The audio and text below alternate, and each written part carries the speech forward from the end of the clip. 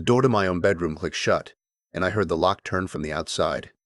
Not a slam, not a fight, just a quiet, deliberate click, the kind that tells you something has already been decided without you. I stood in the hallway of the house I'd owned for 31 years, the house where my son took his first steps on that scuffed hardwood floor, the house where my wife Beverly passed in the back bedroom with the yellow curtains she'd picked out herself. I stood there holding a laundry basket like a fool, staring at a door that now had a new lock on it, a lock I had not put there. My daughter-in-law, Nora, was inside. I could hear her moving around, opening drawers. My son Philip was downstairs. He did not come up. That was the moment I understood what was happening, not the beginning of it. I'd been slow to see the beginning.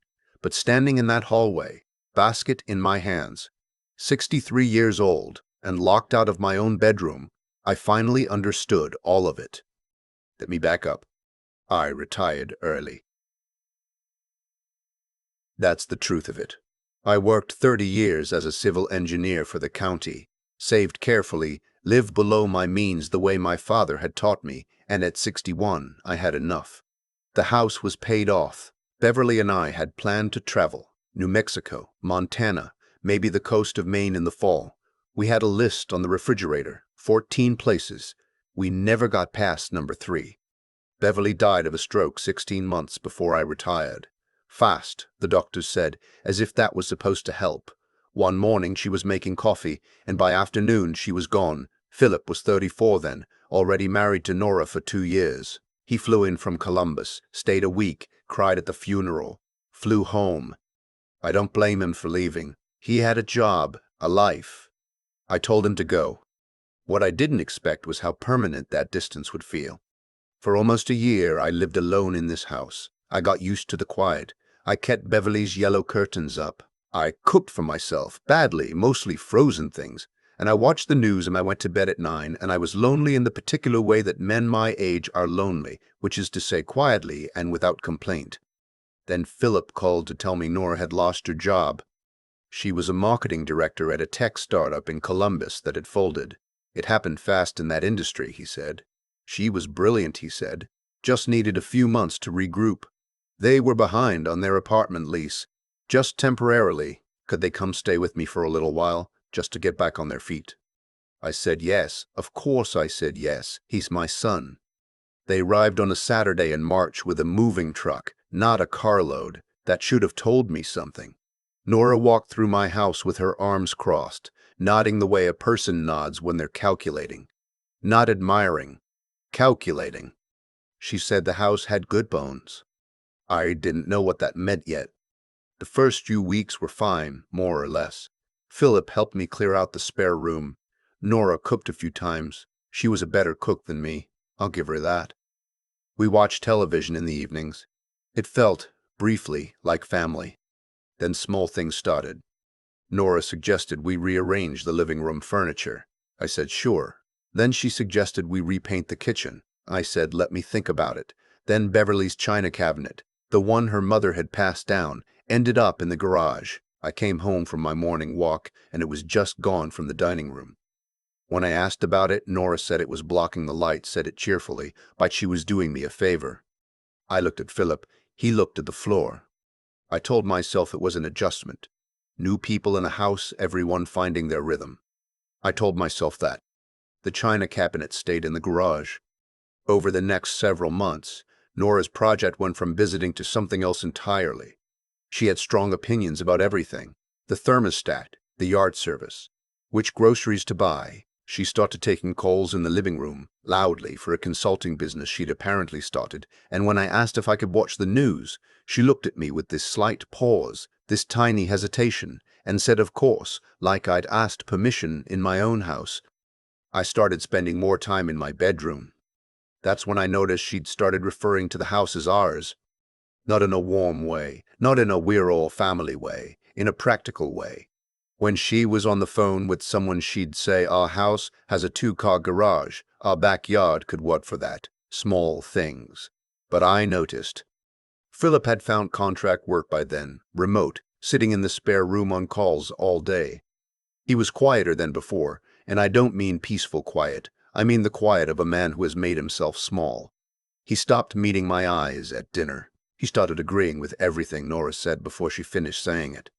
I want to be fair to my son. I've thought about this a great deal in the months since. I believe Philip loved me in the way that some men love their fathers, from a distance, with guilt, unable to find their way back to the closeness they once had. I don't think he set out to betray me. I think he was afraid of his wife, and ashamed of that fear, and the combination of those two things made him useless to me when I needed him most. The breaking point came on a Tuesday evening in October. I had a routine then. Every Tuesday, I'd pick up Chinese food from a place on Maple, come home, eat at the kitchen table with the news on low. I'd done it for 2 years since Beverly died. Small ritual. Mine. I came home that Tuesday to find Nora had rearranged the kitchen while I was out. New layout, she said.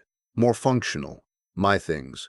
My coffee maker, the wooden recipe box Beverly had kept on the counter for 20 years, my extra set of keys on the hook by the back door, were all moved. The recipe box was in a drawer. The keys were gone entirely. When I asked where they were, Nora said she put them somewhere safe because the drawer was cluttered. The keys to my own house, but somewhere safe, by someone else.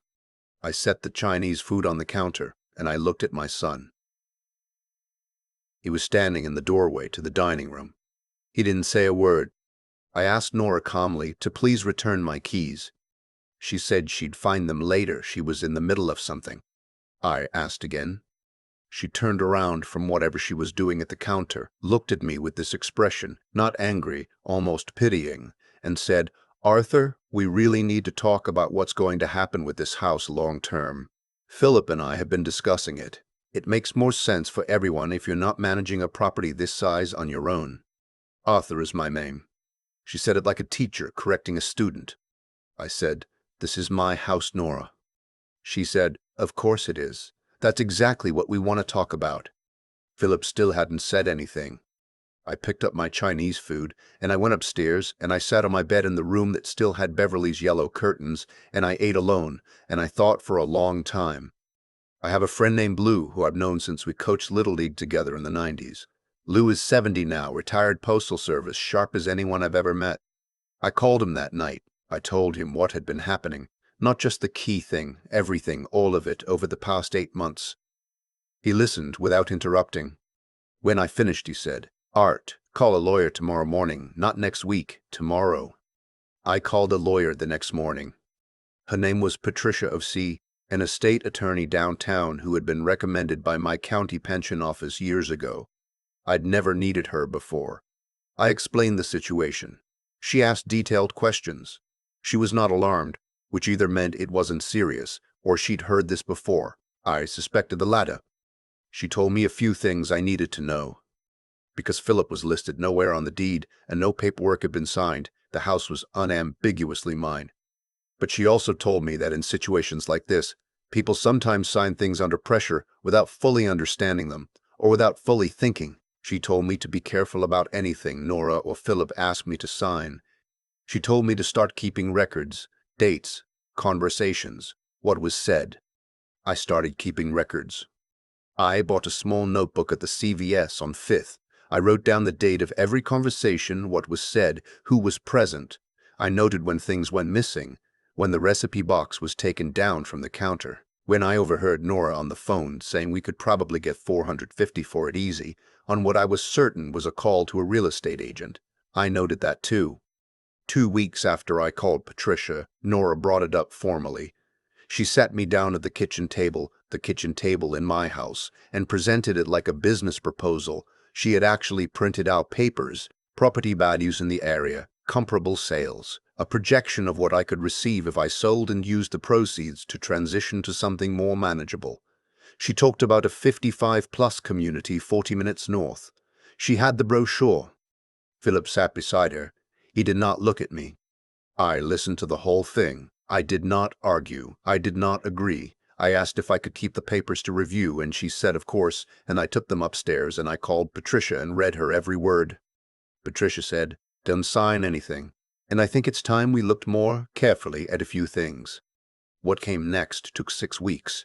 Patricia had a colleague who specialized in financial review for elder law cases. I gave him access to my accounts with my full understanding of what he was doing. What he found was not illegal, not yet, but it was close to it in the way that something can be pointed directly at illegal without having crossed the line. Philip had added himself to one of my savings accounts, an older one I'd nearly forgotten about, a joint account Beverly and I had opened together in 1987. In the chaos of her death, I had never removed her name, never thought to check who else might have been added. Philip had done it quietly, 2 months after they moved in. The account had $62,000 in it. He had not taken anything, but the access was there. When Patricia showed me the documentation, I sat in her office for a moment without speaking. Not because I was shocked exactly, because I was grieving something. The image I'd held of my son, troubled, weak maybe, but fundamentally decent, had a crack running through it that I didn't know how to look at. I asked Patricia what my options were. She laid them out clearly. I could remove him from the account immediately, which she recommended regardless. I could say nothing, or I could confront them, or I could do what she called creating a clear record before any conversation happened. I chose to create a clear record.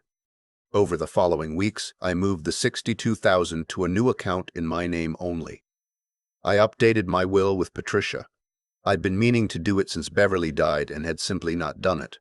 I documented everything I could, and I called my nephew Greg, who I'd been close to since he was a kid, who now worked in real estate law in another city, just to have someone else who knew what was happening.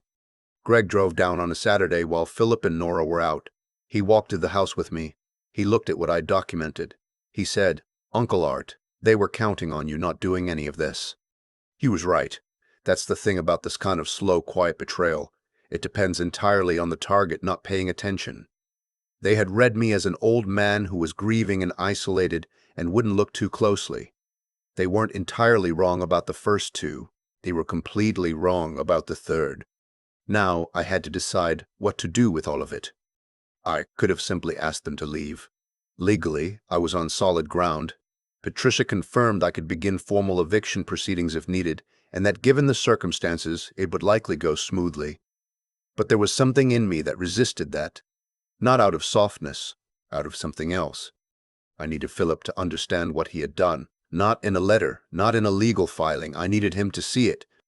And I needed Nora to understand that the house she had been quietly planning to sell was not, had never been, and would never be hers. I decided to have a dinner. The idea came from an odd place. There was a Veterans of Foreign Wars post-dinner I attended every year, a formal sit-down thing, and the year Beverly was still alive, she'd helped organize it.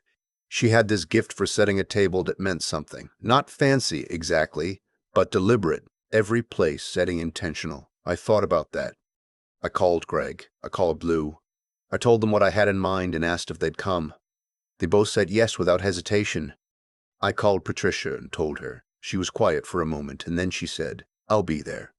Then I told Philip that Saturday evening I was making a family dinner. I said I'd been doing some thinking, and I wanted us all to sit down together. I made it sound conciliatory. Philip looked relieved in the way that guilty people look relieved when they think they're about to be let off the hook. Nora smiled and said that sounded lovely. I spent 2 days cooking roast chicken, potatoes, green beans with almonds, the way Beverly used to make them, a pie from a recipe in that wooden box that had spent 4 months in a kitchen drawer. I set the table in the dining room, the good dishes, cloth napkins. I moved Beverly's china cabinet back in from the garage, and I put it exactly where it had always been. When Philip and Nora came downstairs Saturday evening and found Greg, Lou, and Patricia already seated at the table, Philip stopped in the doorway. Nora looked from face to face. She said, "I didn't know you were having guests." I said, "I'm always having guests. It's my house." I had placed a folder at Philip's seat and a folder at Nora's seat. I asked everyone to sit down. I served the food. I let people fill their plates. And then, when the room was quiet, I told my son it was time to talk. I told him what I had found. The account access, the real estate call I documented, the brochure, the paper she'd printed, all of it. I put nothing in accusatory language. I read from my notebook, date by date, the way you'd read minutes from a meeting. Lou sat across the table with his arms folded. Patricia had a legal pad in front of her. Greg didn't say anything. He didn't need to. Philip's face went through several things. Confusion first. then recognition, then something that looked like relief again, but was the wrong kind. The kind that comes when you've been carrying something heavy and someone else has finally picked it up and you realize what it weighs. Nora started to speak twice and stopped. The third time she managed a sentence about things being misunderstood. Patricia said gently that she didn't think so. I told Philip I'd removed him from the account. I told him I had updated my will. I told him I had documentation of everything, and that Patricia had copies, and that Greg had copies, and that I would not be signing anything, ever, regarding this property. Then I said the thing I had been trying to figure out how to say for weeks. I told my son that I loved him. I told him that his mother loved him. I told him that this house had 40 years of our family in it, and that I was not angry exactly, I was heartbroken, and that there was a difference. I told him that the man sitting silent at a table while his wife locked his father out of a bedroom was not the boy I raised, and I needed him to look at that honestly. Philip put his face in his hands. Nora left the table. She went upstairs. We heard her moving around up there for a while. Lou quietly got up and cut the pie. He handed me the first slice. He didn't say anything, just handed it to me, and somehow that was the kindest thing that happened that night. They were out of the house within 3 weeks. It wasn't a blow-up. There was no screaming, no dramatic confrontation beyond that dinner.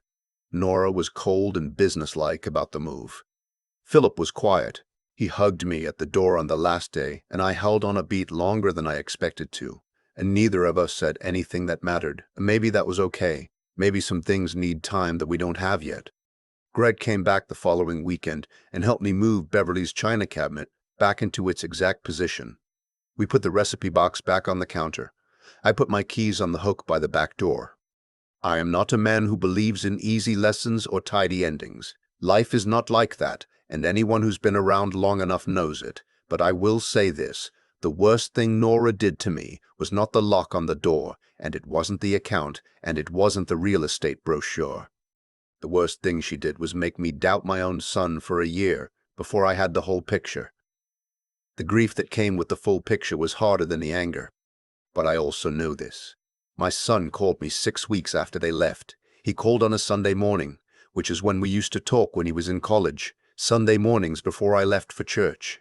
He called at 9:15, which is exactly when he used to call, and when I picked up he said, "Hey, Dad," and his voice sounded like he was 20 again, just a little.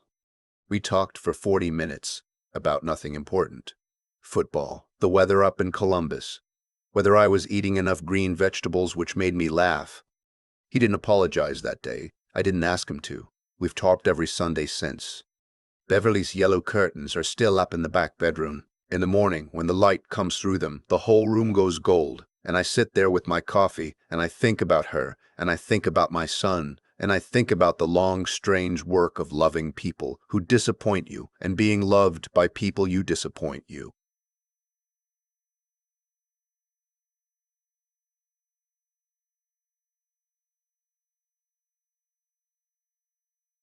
Which is to say the whole business of being alive. The chair at the head of my dining room table is mine. It has always been mine. I sat down in it the Sunday after they left, alone, and I ate my breakfast, and outside the window the yard was still, and the morning was quiet, and it was enough. I've been sitting with this story for a while now, trying to figure out what it actually taught me. Not the legal part. Patricia handled that cleanly. Not even the part about Philip, though that one still sits heavy some mornings. What I keep coming back to is something simpler and harder at the same time. When Nora locked that door, she was counting on a specific version of me. The version that was grieving and tired and alone. The version that wouldn't look too closely at the account statements. The version that would rather keep the peace than face the truth about his own son. She wasn't entirely wrong to think that man existed. He did exist for a while. Grief does that to you.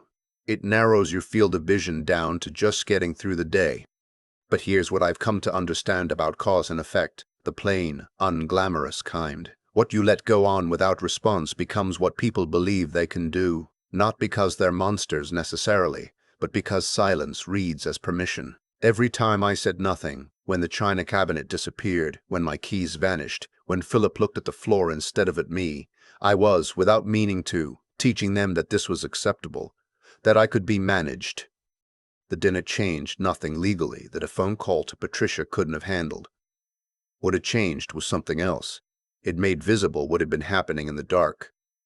You cannot reason with someone who believes you aren't paying attention. The moment they understood I had been paying attention, carefully, for months, with documentation and a lawyer and people who loved me sitting at my table, the entire architecture of what they'd built collapsed on its own weight.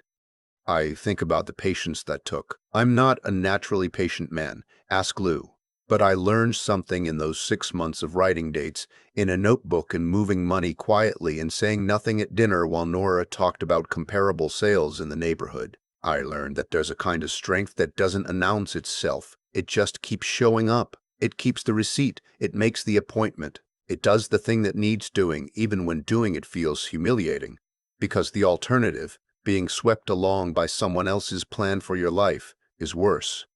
And I think about what it took to sit across from my son that Saturday and tell him the truth without cruelty.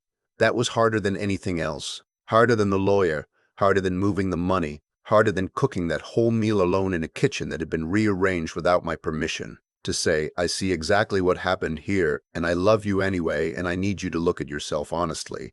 That required something I'm not sure I had before Beverly died. Maybe loss teaches you what matters enough to fight for and what matters enough to fight for and what matters enough to forgive. I don't know what becomes of Philip and me in the long run. We talk on Sundays. That's real.